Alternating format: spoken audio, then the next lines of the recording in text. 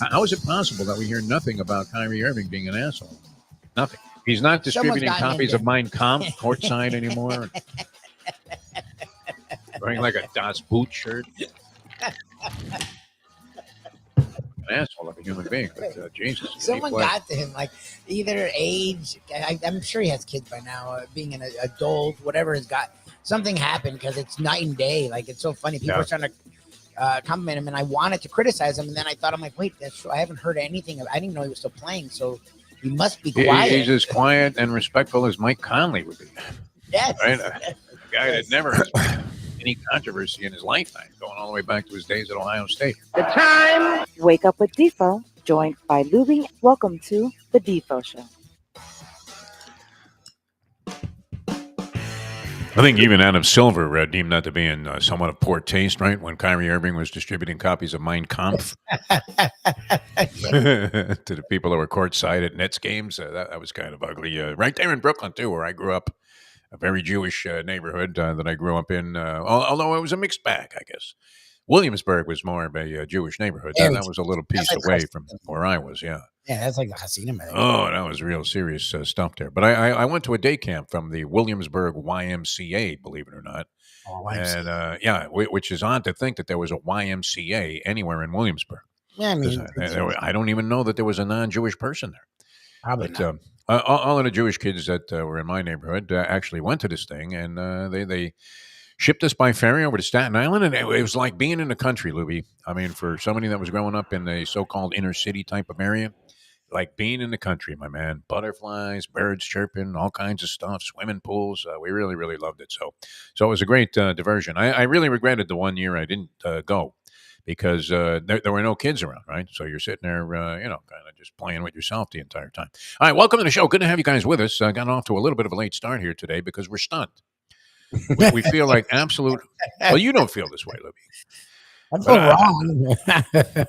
I should be suspended from ever making another prediction again in my lifetime. Although it still may come to fruition, and for some stupid reason, I think that it still holds up. This opinion, which is amazing to think that. Because we're singing a song. We're trying to figure out yesterday. Did we do that on this show or just all of the other shows we were on? No, we were pretty. We were definitive in the basketball. The hockey, everyone made fun of me and then even you because I wouldn't say Panthers are gonna beat the shit out of the Bruins. It's like, what have you watched? I don't know that anybody knows that with any. Yeah, like, what have you watched that makes you feel that way? Look, I like that Gurgles went out on a definitive perch, but I haven't. He's got a 4-2 final with an empty net goal. That would be perfect. For the fourth goal. And that seems feasible, but it doesn't seem an automatic. Like the basketball, however, I do feel very confident in who should have won last night.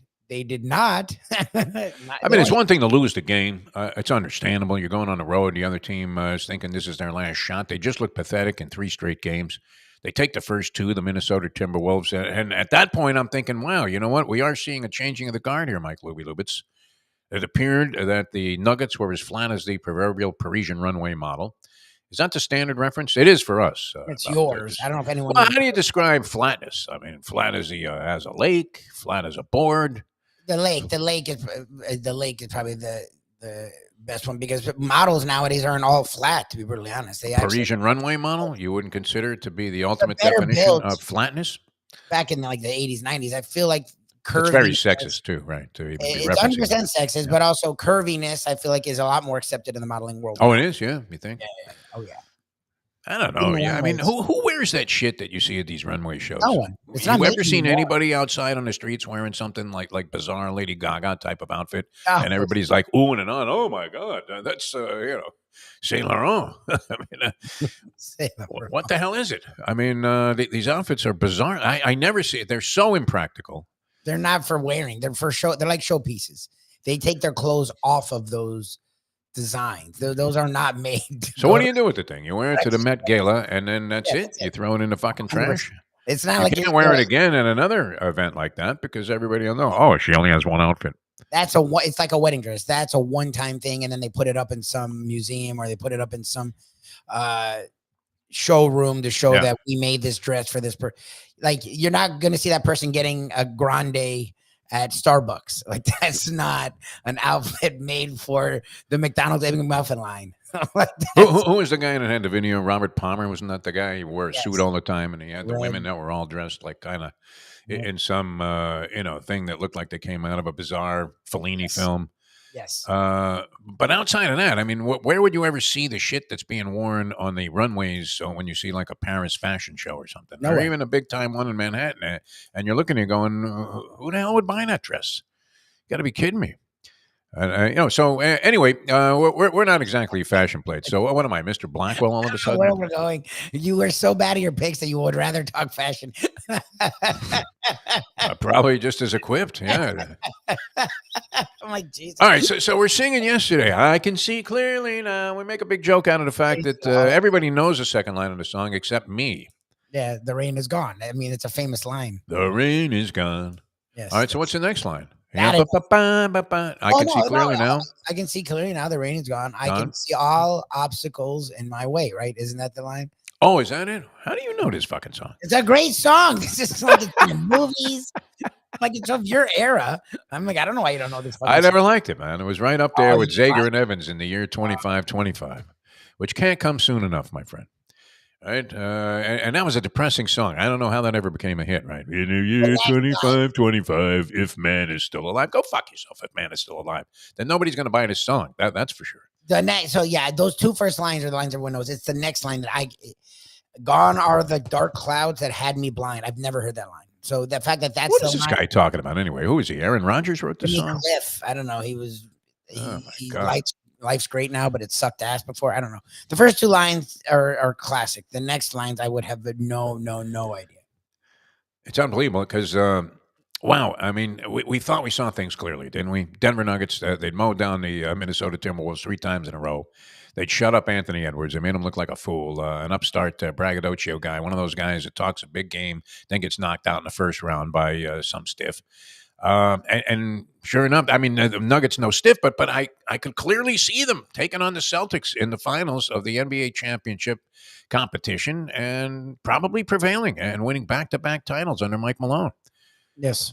Nikola Jokic playing great. He has 40 points. He schools Rudy Gobert. Yep. And the Nuggets win handily and going away without really being threatened in game number 5. And you're figuring, okay, maybe it's tightly contested in game 6. Maybe Denver even loses. But could you possibly have envisioned them losing by 45, Lubie, and totaling 70 points in the game? Nikola Jokic had 40 himself in the previous ballgame. No, I did not. I thought that would be a tight game that Denver would win in the series and await the winner of not the winner, but because I feel like await the winner of that series. I think the Thunder will win game 6 and then that'll probably go 7 games. But await the winner of that series in the conference finals. I didn't see them getting the doors blown off. I mean, nothing in the last 3 games would have given you that idea. They had 1-2 in Minnesota. It wasn't like they had played bad in Minnesota. Murray went back to sucking. Like Murray can't get 10 points. Like I don't know. Like I don't know what's going on with him. I know he may have some health stuff, possibly, which is his whole fucking career. But 10 points from him. That's what's funny. Is like Edwards had a good game, but Edwards didn't go crazy. Like he looked good when I was watching him. My God. No, he had like 27, and that's fine. But he didn't have like 40. Like Cat didn't have 30 something. Like, and a bunch of their other guys didn't go crazy. It was just the Denver Nuggets bench. How could you be so wrong about something, though, Lubie? I mean, I don't know. Look, I've been dead wrong many times trying to figure out what's going on in sports. I always thought I had a decent handle on it. Maybe not winning bets all the time, but certainly having some idea about how games were going to be contested, maybe what the pace was going to be, what was going to be, important in terms of the so-called key factors. And yeah, you could be wrong. I mean, obviously, nobody's going to be right all the time. But who could predict this? These wild shifts. I thought the Pacers were a live choice on the money line against the Knicks. They lose by 30. Yep. And I would have thought very prohibitive. I mean, to go ahead and lay points with the Timberwolves in this game. I would have definitely taken the points with the Denver Nuggets. I think that they were getting like maybe 4 points in this game, something like that. Yep. Wouldn't you have taken a shot there, figuring that they had an excellent chance to just close out the series and it was going to be sayonara Timberwolves? But who could account for that? And then everybody was just literally ready to go ahead and pop a cyanide cap All these Ranger fans around the country. Even Mayo's jersey kind of shriveled up a little bit, didn't it? Down 3-1 on the road with the possibility of losing 3 straight to Carolina and being faced with a Game 7, Madison Square Garden, still having a little bit of an edge. Mhm. You would have to consider to win the series because, is Carolina really going to go on a 4-game winning streak at that stage? Pretty tough to imagine. I don't think I would imagine, look back on the Rangers schedule. I doubt they lost 4 games in a row at any point in time No, I don't think so. in grinding their way to the President's Trophy. Now, there's a President's Trophy jinx that may be even stronger than the curse of Rachel Nichols or us at this point. And you're not as guilty as I am, Lubie. I was declaring some of this stuff with a certain element of certainty. Very, very strong confidence. Yeah. I've been confident, and I still am, that it's going to be Nuggets Celtics. I have not picked them out of games. I have not, on a night in, night out basis, I have not been that sure. You were like, it's over. How could you not have seen it that way? There's no way that anybody in their right mind could have envisioned a 45-point blowout, the worst performance maybe a what? I mean, since their ABA days, I don't even know if they were that bad in the ABA. Oh, holy Doug Moe, what are we talking about here? 45-point loss in a postseason game or any game for that matter. Again, from one night to the next blowouts, you usually see. The Knicks Pacers series are dealing with injuries. The Cavs Celtics, the last game they were missing 3 of their fucking top. And they still covered the point spread. And they actually did cover, but no. So those games I could see big blowouts. This is a series that no one's hurt.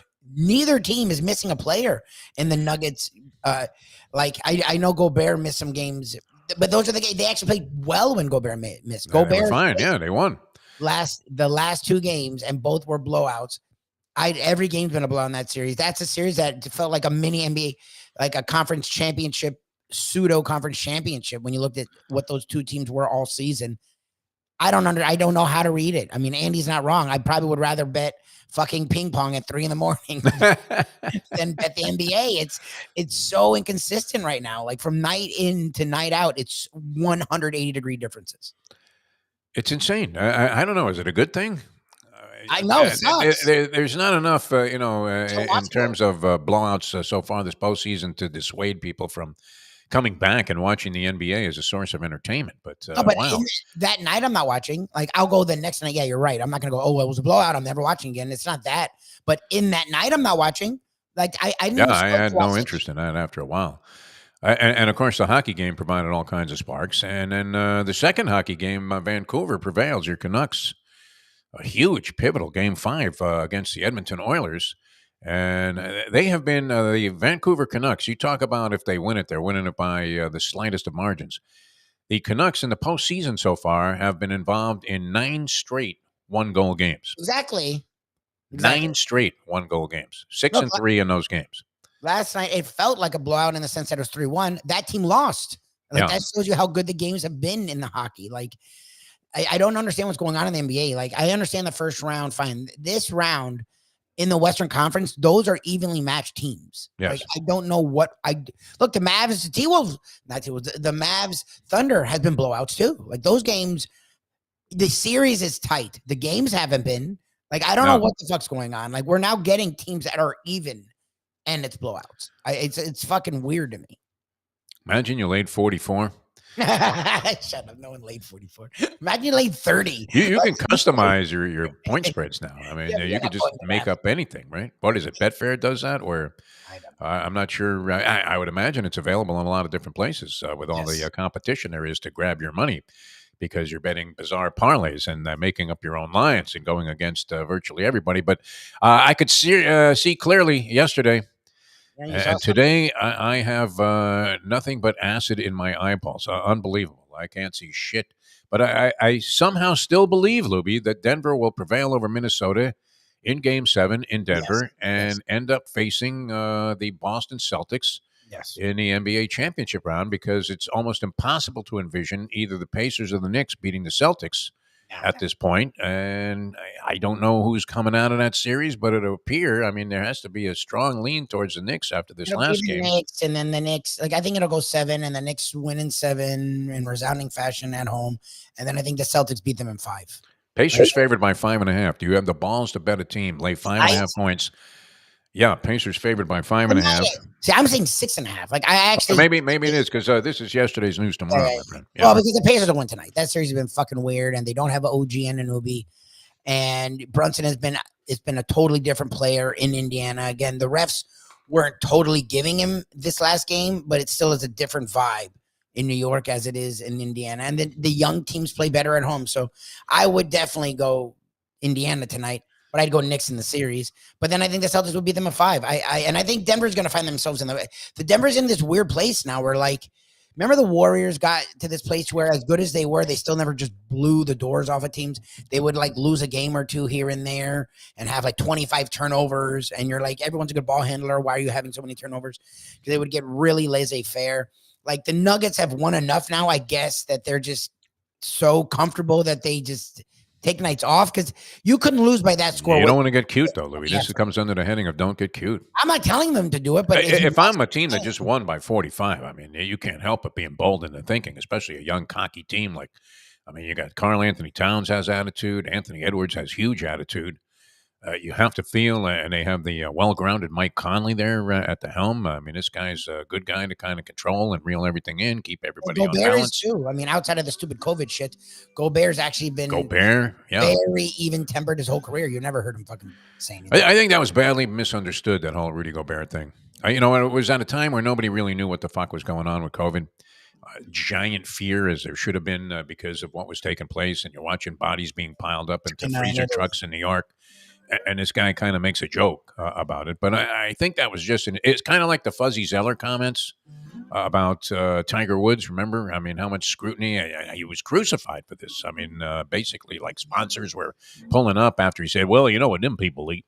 And he doesn't have a Southern accent. And the comment was probably in poor taste. But this was coming from a guy who's just a outgoing, gregarious quipster. I mean, he's making a joke every second. So once in a while, you're going to throw in a bad one, right? It was bad. I mean, look, it hadn't hit here yet. That was the thing. Remember, it was China and Italy was getting ravaged. But I mean, it was a poor move, but I don't think any evil intention was meant by Rudy Gobert. No, he was just. I think he was just being playful. Yeah, he was being playful. He was mocking the whole idea. He's like, I'm not. Well, you're worried about me bothering people, so didn't he lick the thing? And I was like, dude, like you don't have to. No, it wasn't a good move. I mean, and then the next day he had it. It was like, okay, there. Jesus Christ.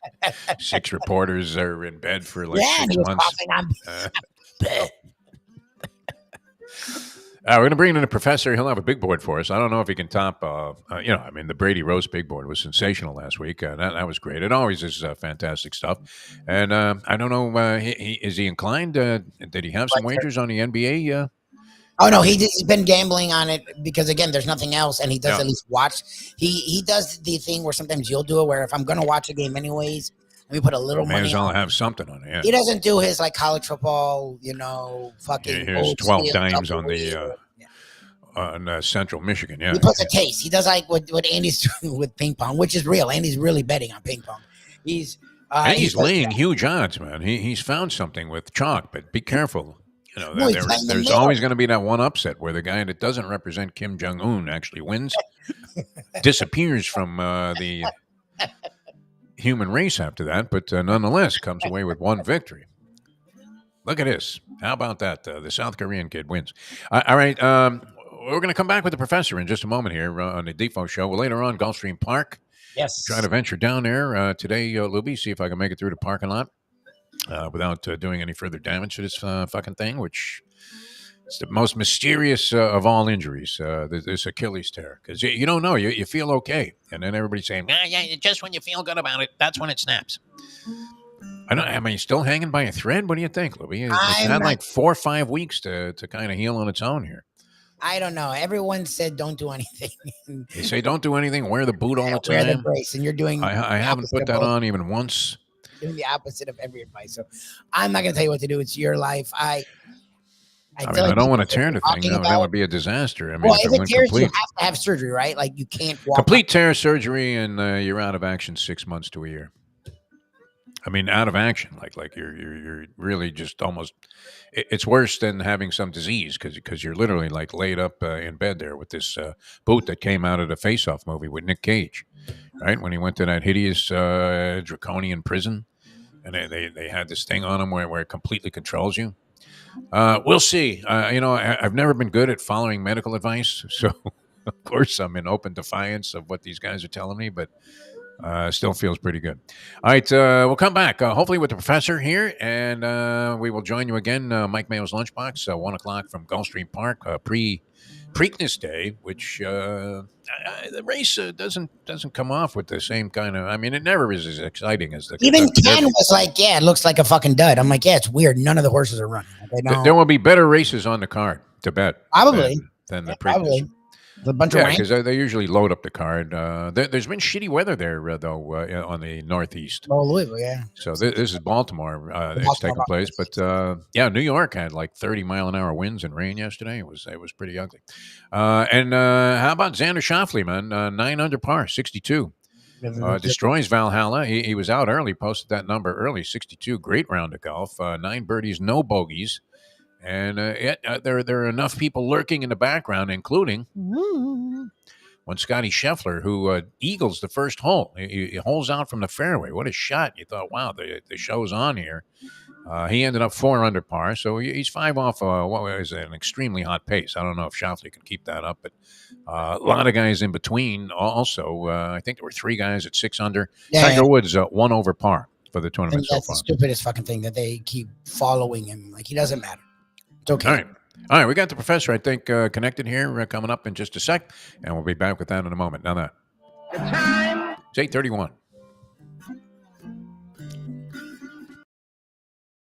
Here, let me ask you a question. What do you look for when you go out to eat? Good food, obviously, friendly atmosphere, not too loud, but good energy, reasonable prices, and a place where you feel comfortable. All those ingredients, no pun meant there, are hard to find unless you're talking about the Texas Roadhouse. You see, they encompass all of those attributes. Really, really good food, amazing atmosphere, good for a family, good for a date, or just a night out for yourself, and prices that will make you extremely happy. Their ribs, unmatched. Steaks, hand-cut every day. Everything, and I mean everything, is made on site, including their incredible bread. It's the one day, folks, that you can forget about low-carb diets. Trust me when I tell you, Texas Roadhouse, your restaurant, your destination when you say, where should we go and eat tonight? From the newly renovated sports bar to the beautiful bayside views captured at the Tiki Bar, Jimmy Johnson's Big Chill has it all. Located at mile marker 104, the Big Chill also offers waterfront dining while experiencing breathtaking sunset views of the Florida Keys. It's simply the hottest spot in the Keys to cool off. That's Jimmy Johnson's Big Chill at mile marker 104 in Key Largo. For more information, call today at 305-453-9066. Recently realized.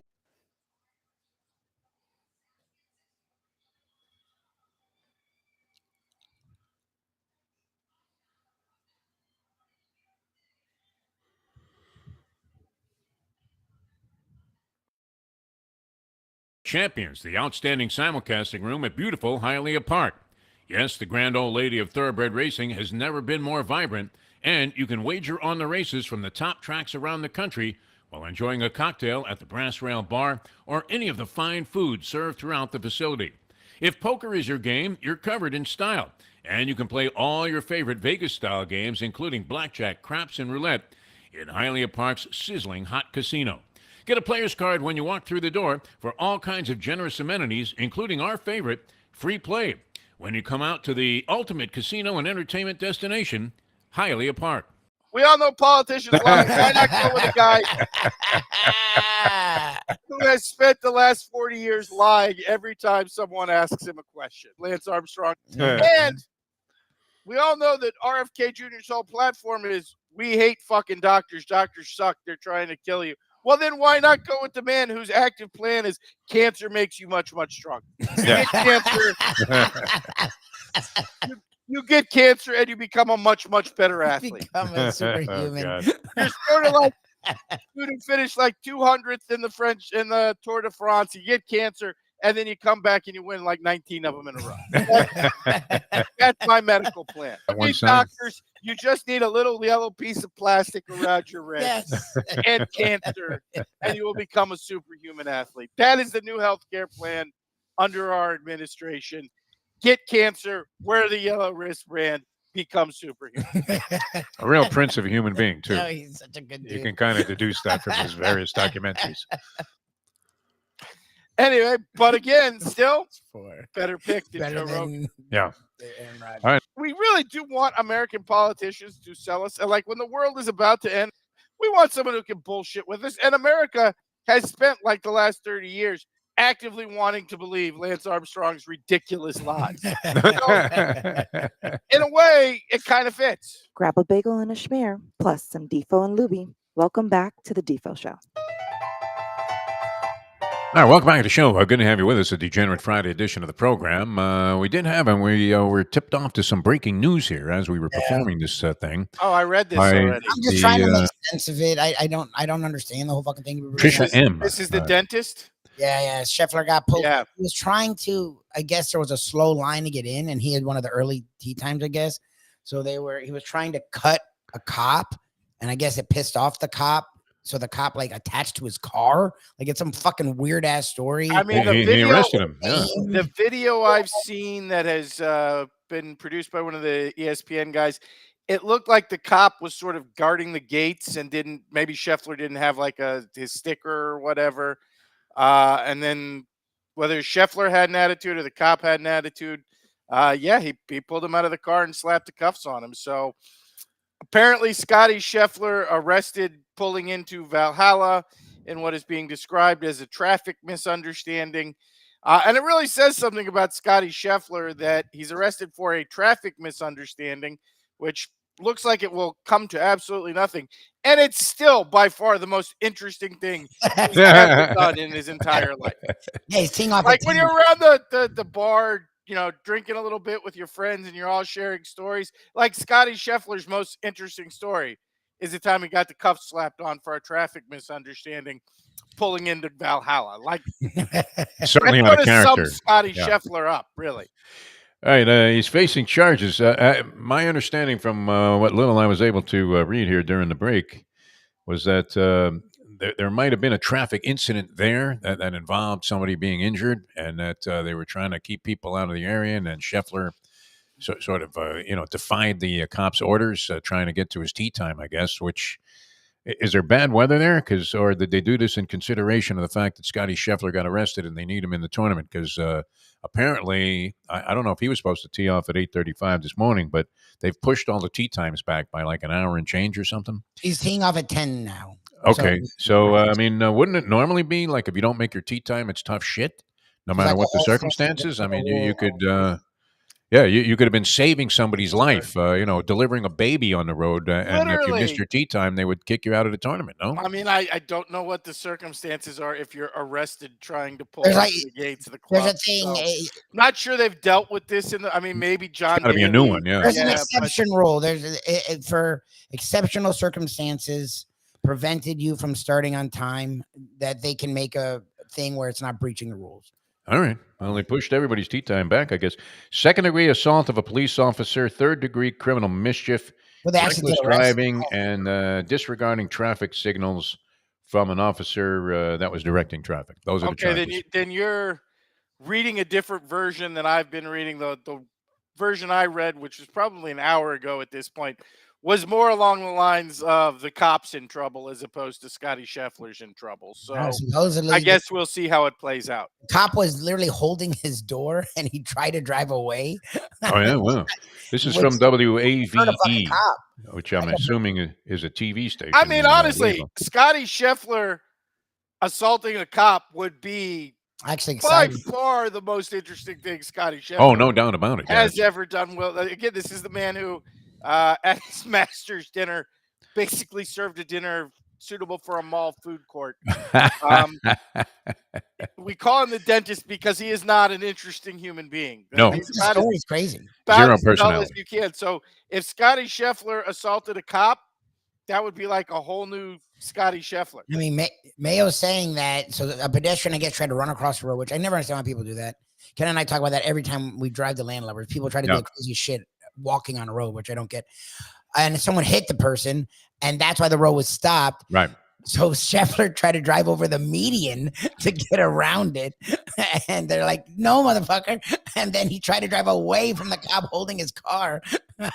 Scotty Scheffler, Do traffic you know who I am? scofflaw. I'm Mo Green. Did he pull one of those? It seems like it multiple You were times. banging cheerleaders, he probably said to the I cop. mean, honestly, I think part of his name is Scotty Scheffler. And I don't feel like if you're sitting there, I'm Scotty Scheffler. Like, I don't feel like that has the, do you know who I am? I'm Scotty Scheffler.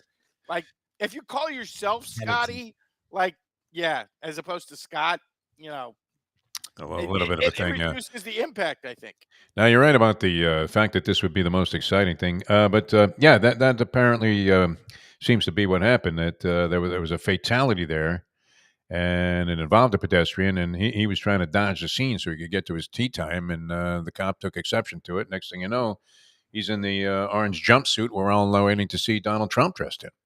So we'll see what happens. But yeah, it doesn't look good. And I guess he'll tee off, and because he is Scotty Scheffler, he's still in the tournament. Otherwise, if this was one of the club pros from the PGA that gets in there and ends up missing the cut by 15 strokes, he's probably rotting in jail right now. I mean, I feel like the PGA probably has circumstances, and rules in place for this. It's probably not. I mean, I feel like Phil has probably run over at least 5 people.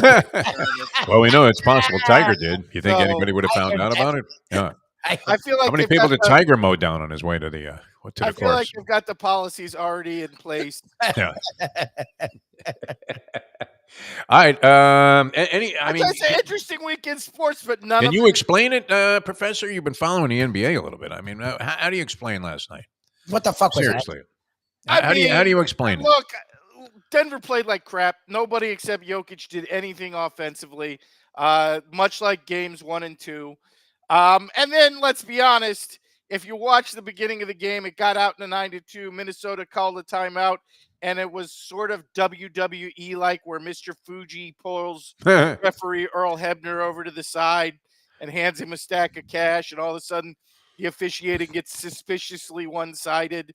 Not that Anthony Edwards, spit the green mist, or Rudy Gobert pulled out a set of brass knuckles, but let's just say early on in the game, after a 9-2 start from the Denver Nuggets, the officiating got very suspiciously one-sided for the rest of the first quarter. And I wouldn't be surprised if we see a repeat of that tonight in Indiana. Basically, let's just say Adam Silver in the NBA might be going to the David Stern playbook to get those game 7s for Sunday. It certainly wouldn't be a shock. I mean, look, Minnesota's a good young team. They play great defense. We've seen it a couple other times throughout the course of this series. Obviously, nothing this particularly bad. And, off shooting nights happen. Denver certainly had one. I stopped watching towards the end of the third quarter. I think at the time, Denver was shooting something like 30% from the field. So, fuck out of here.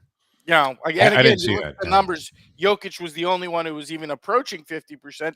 And for him, 50% is a bad night. It's not good. Yeah. Denver will be favored, no doubt, in a game 7, despite the 45 point loss. but not by a ton. I think you're probably looking at like another 4 like the other night. Yeah, okay. But, I mean, would you be inclined to believe? I mean, how do you account for these wild, radical reversals of form? Yeah, we had in the Pacers-Knicks series, like a 60-point plus reversal of form, one game to the next. 4 and a hook. Right now I'm seeing Denver 4 and a hook. Okay. So that's somewhere what you figure, around 4 to 5. I don't know if you can account for them. Look, to some degree, I thought Denver looked flat in the first 2 games, and I thought Murray's injury looked a little bit worse than was initially reported in the first 2 games. He looked really out of sorts. Then they turned it around for 3 in a row. And then again, last night, I think as much as anything was just a bad shooting night for the Denver Nuggets, which if you watch enough basketball, I don't care. I don't care if you're the Harlem Globetrotters. There's going to be nights where you climb up the ladder and try to dunk and it still doesn't go in. You have those nights in basketball, no matter how great a shooting team you are, where the ball's just not falling. I think some of that was in play. Obviously, Minnesota, one of the better defensive teams in the league, so let's give them some credit for that. But I thought, again, last night, just sort of an out of sorts night. Returning home, I would expect closer to a return to form by the Nuggets. They haven't lost by that kind of margin since Doug Moe was playing, I think. Like it goes back to the ABA days. That's unbelievable. All right. I mean, I'm pretty sure they took some of the. If you remember the early days of like the Chris Jackson / Mahmoud Abdul Rauf days, yes. when they had the what was his name from Loyola Marymount? Paul Westhead. Oh, Westhead, yeah. And they were trying to play that Loyola Marymount, we're going to shoot 200 times a game thing. They took some big scores on the chin. So they've been blown out a few times before in franchise history. We arbitrarily got an interview with Paul Westhead a few years ago. He was like 80 years old and he had written a book. So he was making the rounds. Fascinating guy. Really, one of the most honestly, interesting guys we've ever spoken to. A guy who kind of saw the future. That style of basketball is pretty much exactly what the NBA does now. Yeah. And he was doing it in college 34 years ago. So, yeah, I mean, an interesting character in that sense. There's a ESPN 30 for 30. It's something of Go, like the Guru of Go or something like that. That was done like in the first season on him and that Loyola Marymount team. All right, any UFL picks? Anything you want to give us for wagering purposes? I lean a little bit towards Indiana. I would expect a very friendly whistle tonight, but that's really about it. I don't think there's anything necessarily great.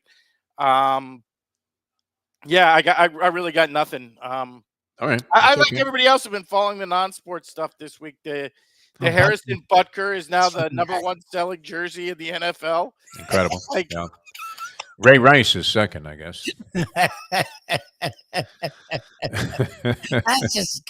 I don't even know what to say. With what are you going to do? Yeah. This intersection of politics and this is the world we live in now. Societal weirdos. Yeah, Professor. And I mean, look. For me, it's not his opinions. I agree with most of opinions. Barefoot in the kitchen. That's what Shut up. You're the it's not his opinions.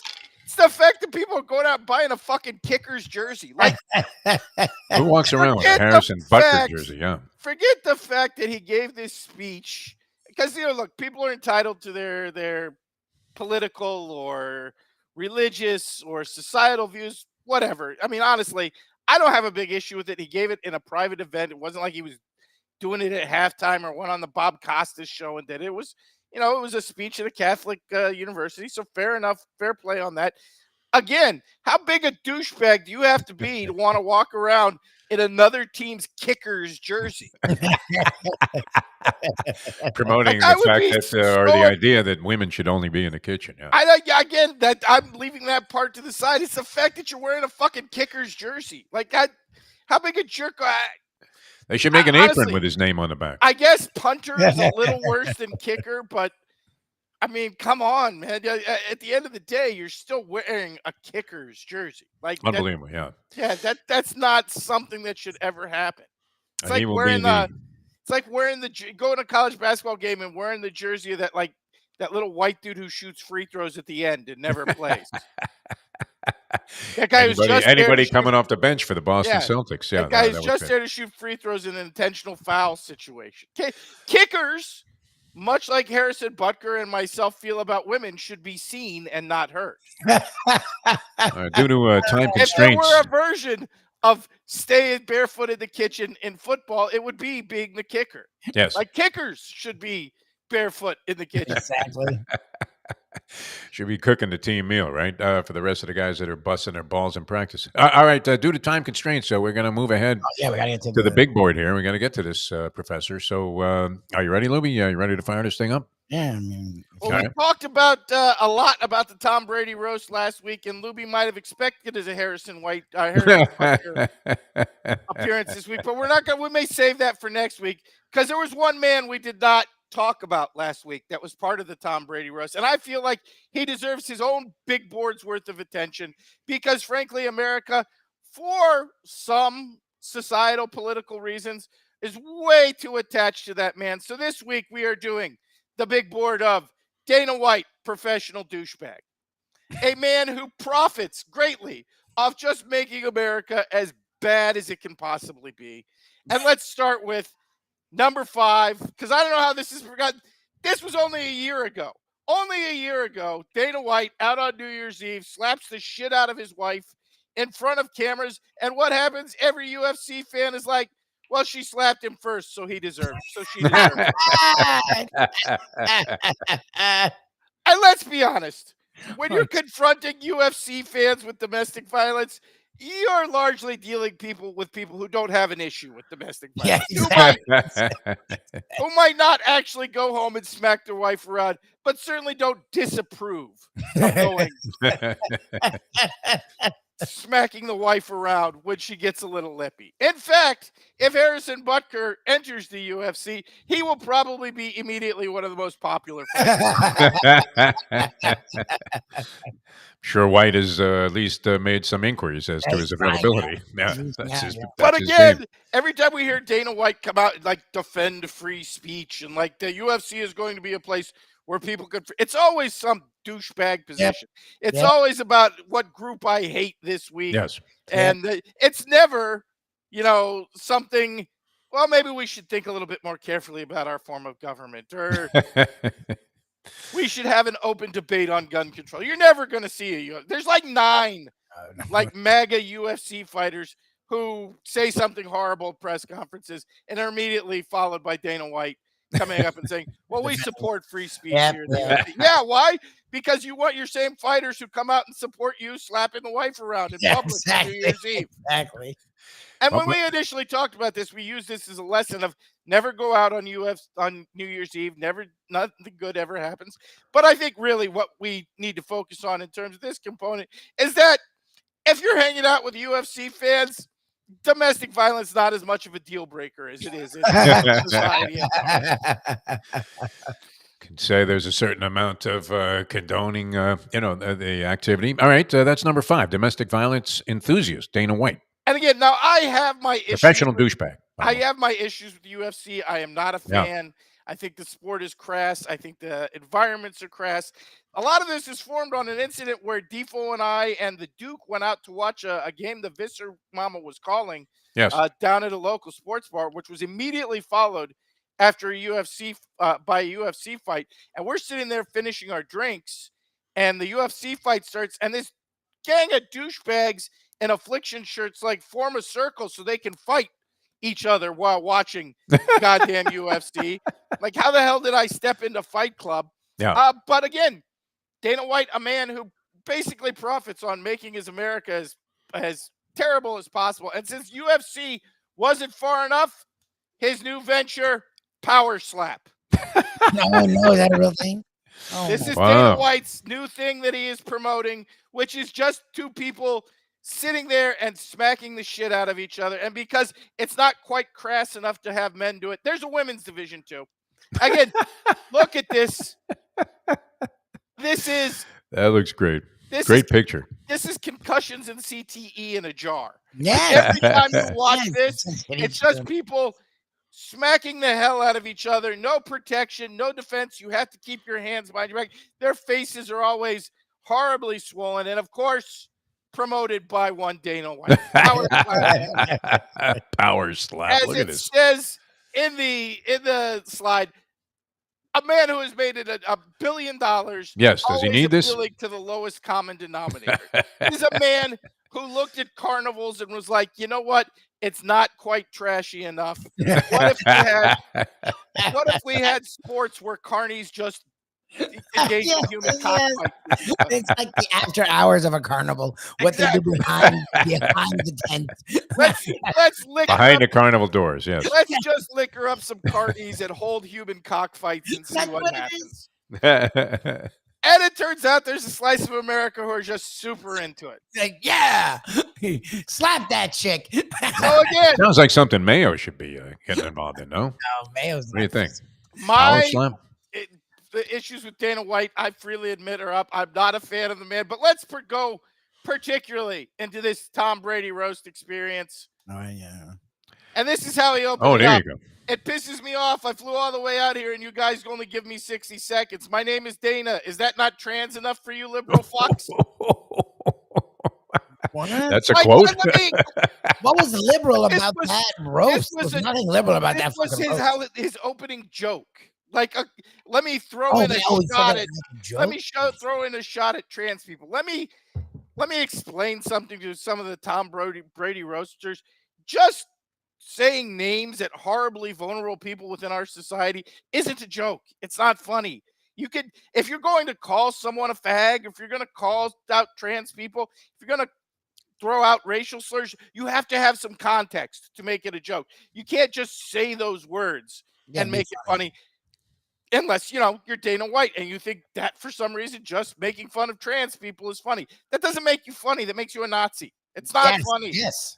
Dana White, there for comedy purposes, is not funny. But let's put this in context, because Dana White opened with that, then did a minute and a half of gay jokes, and then said, and I want to take the time to introduce two of the baddest people on the planet I brought with me, Sugar Shane something or other and Max Holloway something Holloway, which means you just did 2.5 minutes of gay jokes and picking on trans people, and then pointed out you didn't bring your wife. You bought two shirtless dudes.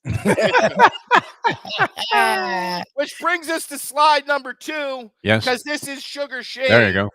This is not a good look for a dude who wants to do 2 minutes worth of gay jokes. Because look at that look on Dana White's face, and I will tell you, that is not the way I look at a beautiful woman with huge breasts. That's the way I look at a perfectly cooked rare ribeye. That is not a look of sexual desire. That is look beyond sexual desire. So I'm just saying, if you're going to go out and do 2 minutes worth of straight gay jokes at the Tom Brady roast, maybe don't have pictures out there with you looking at the guy you brought as your date floating around on the internet. Classic, man. All right. I can't imagine where we're going with number 1. Number 1, of course, now, again, all about the Tom Brady appearance, all about trying to do comedy, all about your idea of comedy just being, say, trans and gay, blah, blah, blah, blah, which, again, you can do those jokes funny, but guess what? If you do, you need better writers. What I'm going to suggest, Dana White, is that maybe instead of trying to punch down at vulnerable people, you instead take the opportunity, particularly at a roast where the whole idea is poking fun at the rich and famous, and punch up a little bit. And I'm just going to say, you, Dana White, given your fan base, have more than adequate opportunities. Maybe do some Kid Rock jokes. Like, really,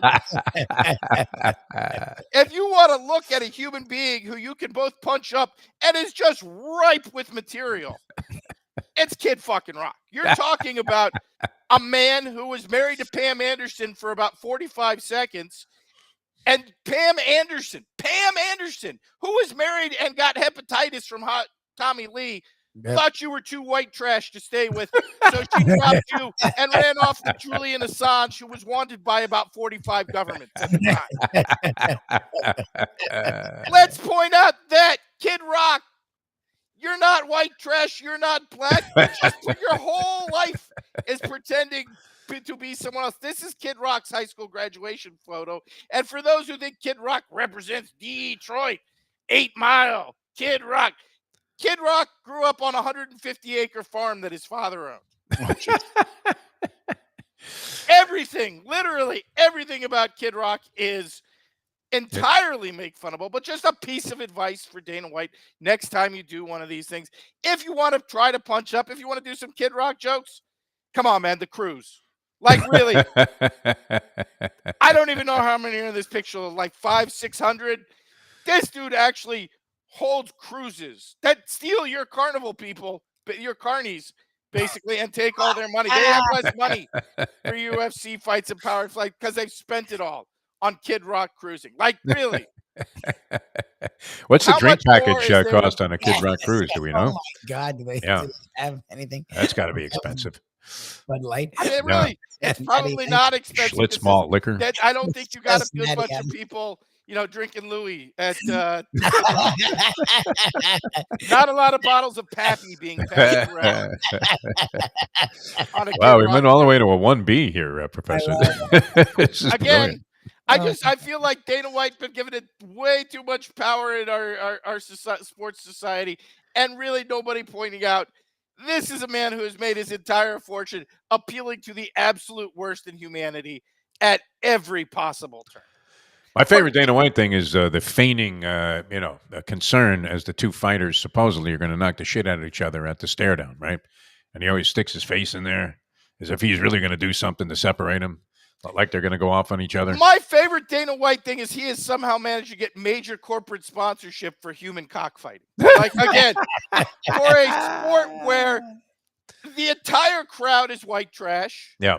We've established that they don't care if you have domestic violence. They don't care if you go up and give hate speech. They actually endorse it. And like Coca-Cola is behind this. Yeah. Mostly Budweiser, all of these mostly, people. let's be honest, with the products that you'd expect, which is, cheap liquor and energy drinks produced by major corporations, because your average UFC crowd is definitely, the $4 bottle of vodka and some Monster energy drink type of crowd. So not really surprising. But then he's managed to maintain this despite putting on the most horrific of human events you could. As we said, this is just basically backstage with the Cardis. This is the guy who runs the Tilt-A-Whirl fighting the cotton candy maker at 2 a.m. after the kids have all left. Not the most compelling of interviews, right? Didn't we have Dana White on a couple of times and we thought he sucked? He said nothing to us. I know on other shows Yeah. he's done things on us. He said nothing. It was useless. Nothing, 0.0. Excellent as always, Professor. Will you be making your way to Gulfstream Park by any chance in an effort to, as I will be, poach a form for the Preakness from Mike Mayo, who will be invading the press box and seeing how many he can make away with.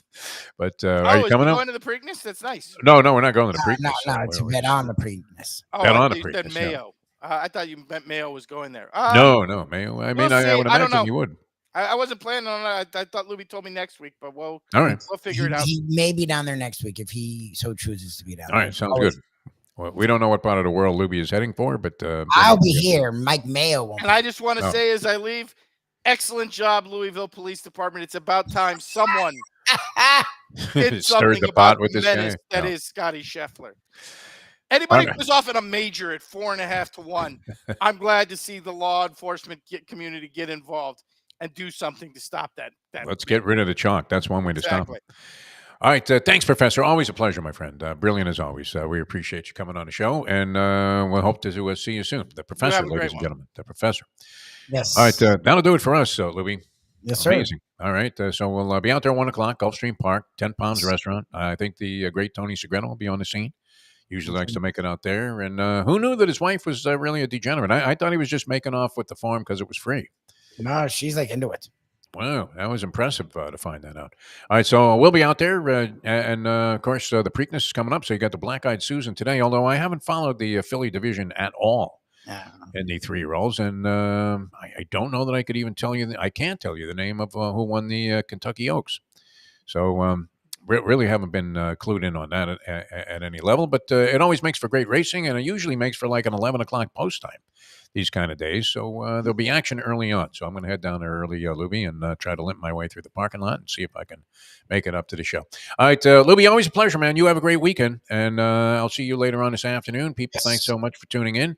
You can catch our morning briefing on Caffeine TV just by Googling Caffeine TV Morning Briefing. Just say that you don't even have to type anything.